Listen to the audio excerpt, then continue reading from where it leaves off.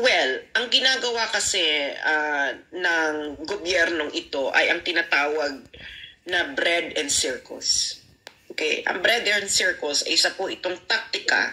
Isa itong age-old tactic, no? Na actually in-emphasize din ni Machiavelli sa kanyang The Prince. Okay? Ang tactic nito ay aliwin mo ang mga tao habang binibigyan mo sila ng tinapay. Okay? Yung tinapay is, this is really dole out. Maganda nga pinag-usapan nyo kanina yung mga dole out, no? Yung mga ayuda. So, para hindi sila magreklamo.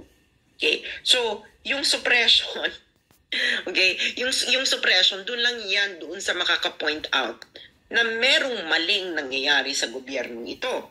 Hindi ba? At nakikita natin yan na ang tinatarget nila talaga yung mga nagsasabi ng mali. Itong SMNI, kita mo, tinatarget. Bakit kayo tinatarget? Ano bang naging trigger ng pag-target sa inyo? Diba? Yung pagtatanong ni Ka Eric at ni Lorraine tungkol sa travel expenses ni House Speaker Martin Romualdez. Diba? Mali nga lang yung figures ni Ka Eric.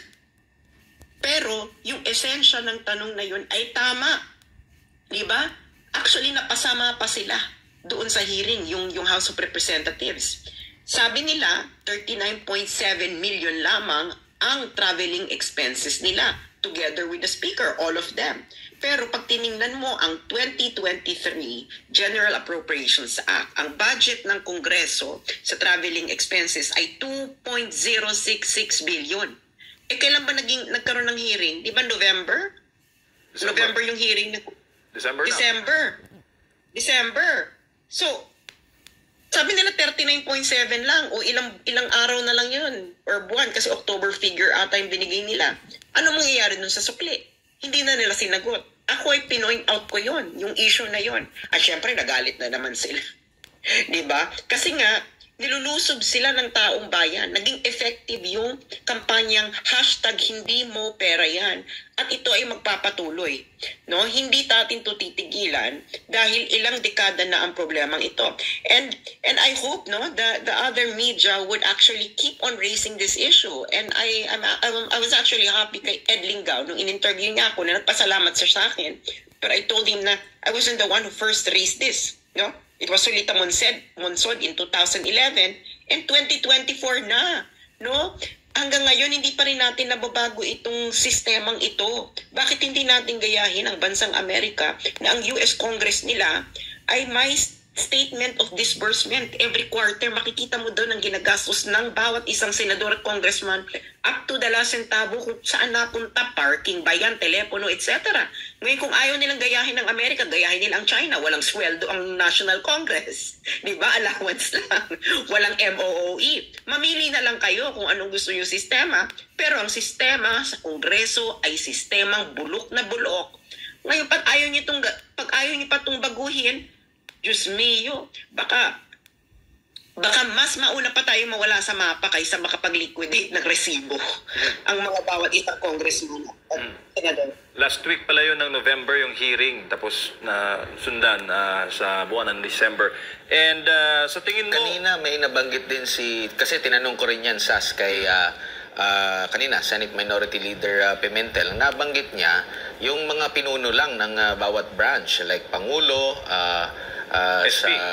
sa legislative, ang Senate President at ang House of Representative Speaker, yung may kapangyarihan na saan ba gagamitin yung nakasave or hindi nagastos. Sobra. Oo, nandoon sa kanila. Kaya nga, sabi ko nga, naitanong ko, bakit pag ang isang ahensya ng gobyerno, pag mababa yung performance nila, kasi laging kini-question, at ang mga nagko-question dito mismo, yung mga mambabatas, bakit mabagal kang gumastos? Diba? Bakit mas malaki yung hinihingi mo ngayon, pero last year, ganito lang ang nagastos mo? Kumbaga, lagi silang hinihinga ng accountability. Pero yun nga, dito naman sa kanila, medyo sino ang magsasala doon? Sino ang magtatanong sa kanila kung saan nila ginamit or gagamitin yung sobra? Ayun na nga, Admar, MJ, no? Siguro naman yung mga nakikinig sa inyo, marami dyan mga magulang o kahit yung mga estudyante rin. Aminin nyo, lahat naman tayo ng estudyante tayo, no? kung may project sa school na 50 pesos, minsan ang hihingin natin 200 pesos. Pero hindi natin sasabihin na 50 pesos talaga yung gagas na tanawan sa Kabisado mo, ha? Oo. O, di ba ganyan naman tayo? Di ba karamihan? O, di ba mga magulang? O. Pero ito kaibang klase. Di ba yung mga magulang pag nalaman nila na 50 pesos lang pala yung gagastusin, siguro ibibigay na lang sa'yo 60 pesos para may pambili ka lang sa malamig, no? Pero hindi ka bibigyan ng 200. Pero ito, kakaiba ito, MJ, sa Kaadmar, no? 2.066 billion ang budget nila for traveling expenses ng 2023. Pero ang nagastos lang daw nila ay 39.7 million. So, nasaan yung 2.020 billion? May sukli. Oh, ang practice sa Kongreso, dinedeklara nila yung savings. Okay? Tapos gagamitin sa ibang bagay. Ngayon, paano kayo nagkaroon ng savings na 2.020 billion? Hindi ba? Ibig sabihin, mali yung hiningi ninyong budget ng 2022 for 2023. At sa kakapalan pa ng mga mukha nito, no, ang hiningi pa nilang budget for 2024 for their traveling expenses ay 1.3 billion. Ang layo naman ng 39.7 million sa 1.3 billion. Hindi mo naman siguro kailangan maging matalino, no? Para malaman mo na ito ay galawang kupit. Yan ay galawang kupit ng mga estudyante noon, no? Na dinala ng mga ito sa Kongreso.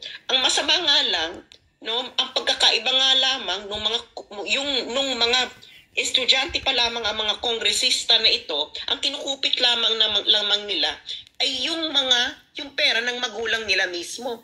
Pero ito, ang galawang kupit na ito ay ang pinaghirapan ng bawat isang manggagawa, bawat isang OFW, at bawat isang mga ordinaryong Pilipino na pagod sa pagtatrabaho para may magpambayad ng tax. Pero ito, napakadali nilang kupitin, magdedeklara lamang sila ng savings. Hindi ito makatao, hindi ito makadiyos definitely, at hindi ito makabayan. Ito ay magnanakaw, legalized corruption. Ang kainaman lang ngayon sa panahon natin ngayon ay wala nang monopolyo sa impormasyon dahil easy access ng ating mga kababayan sa mga information through the advent use of social media. Ngayon, sa messaging mo na yan, SAS, at sa iyong assessment sa mga nangyayari ngayon sa Pilipinas, do you think mas lalo pa nilang ginagalit ang taong bayan dahil sa sunod-sunod na mga nangyayari ngayon at na mga issue at mga tinatanong na issue ng korupsyon sa pamahalaan? I think nagagalit talaga ang taong bayan, no? May hangganan ang lahat, eh. 'Di ba? Yung mga PMAers nga, nagpapasalamat ako dun sa mga PMAers, no? Saka yung isang si Captain, ano nga pangalan ng Captain na naglabas ng manifesto of withdrawal of support? Si retired Captain Dado Enrique. Ano yun? Barod yun ng Class 83 ng PMA. Si retired Dado Enrique. Retired Captain Dado Enrique. Na ayon sa aking mga men in uniform na taga-subaybay, ay isa itong maprinsipyong tao. Kaya nga maaga itong nawala sa serbisyo at makikita mo naman, no, napakapayak ng pamumuhay. Nagpapasalamat nga ako sa kanya at ini-emphasize itong legalized corruption. At itong MOOE na issue na ito ay isa sa mga hinighlight nila. So, nagpapakita MJ at Admar na ang aking ginawa noon, no, ay may pinatunguhan at nakinig ang mga dapat makinig. Ako kasi, MJ at Admar, itong legalized corruption na ito na over 30 years na, this is the very definition of oppression. Okay? This is a systemic plundering of Filipino people hidden behind the cloak of legality. Ngayon, kung hindi natin ito babaguhin, wala tayong patutunguhang bansa dahil hindi natin ma-resolve itong napakasimpleng problema na ito. Hindi ba? Wala pong dahilan para hindi natin gayahin ang sistema sa US Congress na every quarter, ang bawat isang congressman, bawat isang senador ay merong transparent na statement of disbursement kung saan napupunta ang bawat sentimo na pinaghirapan ng bawat isang manggagawang Pilipino, bawat isang OFW, bawat isang payak na Pilipino sa kanilang binabayad na buwis. Hindi ba? Gaano ba kahirap yun? Hindi naman ganun kahirap yung ginagawa nila nasa US Congress. Tingnan nyo po yun. I-research nyo yan sa Google para makakita kayo kung anong sistema sa ibang bansa. Statement of disbursement ng US Congress, makikita nyo kung gaano kadetalyado. Hindi ba? Kasi hindi ito alam ng ating mga mamamayan na may ganun, na pwede pala yung ganong sistema. Hindi ba? Pero ito namang ating mga mambabatas, ayaw nilang baguhin ang sistema. Kasi alam mo, sa ordinaryong Pilipino naniniwala tayo, no? Kung gusto, maraming paraan. Kung ayaw, maraming dahilan. So ang nakikita ngayon natin dito sa ayaw nila sa pag-liquidate with resibo up to the last centavo ng kanilang MOOE, makikita nila dito ay ayaw nila dahil puro sila dahilan, puro sila excuses. Bibigyan ko kayo ng magandang example. No? I'm pretty sure gusto nyo itong example na ito na congressman na to. Si Migs Nograles. si Migs Nograles ng PBA party list. Mapapahamak ba kayo dito pag sinabi ko si Migs Nograles? Gora Bells. Oo, naka-live naman tayo sa online din. Si Migs Nograles sa PBA party list. Tinanong siya ng mga sumusubaybay sa kanyang Facebook account. Tinanong siya, may resibo ba kayo ng MOOE ninyo? Tapos naglagay ng hashtag, hindi mo pera yan. Alam mo ang sagot nito ni Migs Nograles? Sabi niya, pumunta kayo dito sa office ko, samahan pa kita sa COA, ganyan. Yan ba ang sagot ng isang matinong congressman? Yan bang isang sagot ng hindi magnanakaw? Ng hindi nangungupit? Kasi kung hindi ka kumukupit, dapat ang sagot mo, okay, ipopost ko po dito sa aking Facebook ang statement of disbursement po ng pera ng taong bayan na ginamit ng aking opisina. Makikita nyo po dyan ang detailed disbursement up to the last centavo. Bakit kailangan mo papuntahin ang iyong amo? Ang iyong amo ay ang mamamayang Pilipino sa iyong opisina para nakakuha sila ng resibo kung paano mo ginastos ang kanilang pera. Hindi ganito ang nangyayari sa pang-araw-araw na buhay. Can you imagine kung ginanyan mo ang amo mo?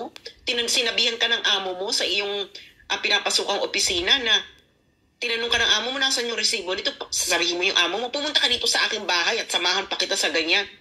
Baka ikaw ay nasopla ng iyong amo sa iyong ganyang attitude. Tinanong ka ng iyong amo, which is sa mamamayang Pilipino, kung nasaan ang resibo.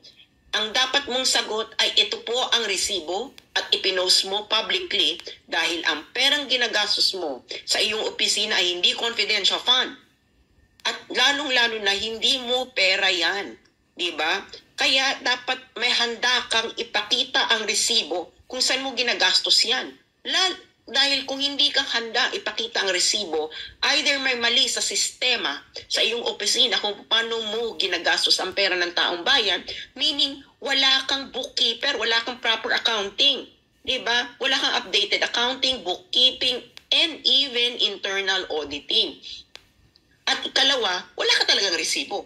Which is most likely that ang practice ninyo dyan sa Kongreso ay liquidation by certification.